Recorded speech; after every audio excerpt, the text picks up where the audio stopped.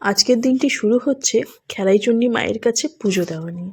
তাই আমরা সপরিবারে মিলে চলে গিয়েছিলাম খেলাইচণ্ডী মায়ের কাছে পুজো দিতে। দেখতেই পাচ্ছেন চারিদিকে প্রচুর মানুষের ভিড়।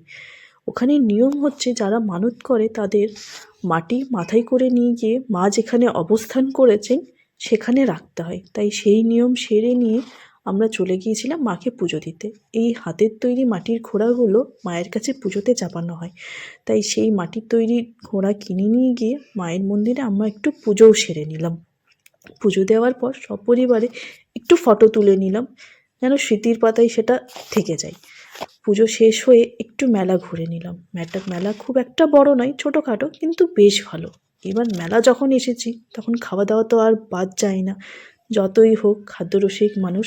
তাই চারিদিকে কি খাওয়া দাওয়া আছে দেখতে দেখতে একটু খাওয়া দাওয়া শুরু করে নিলাম সপরিবারে আমরা।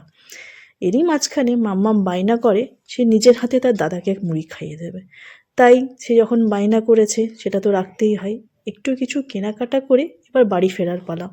ফেরার পথে তার বায়না তিনি আইসক্রিম খাবেন। যদিও পুরো আইসক্রিমটা তাকে দেওয়া হয়নি, পরে সেটা আমিই খেয়ে নিই তার কাছে।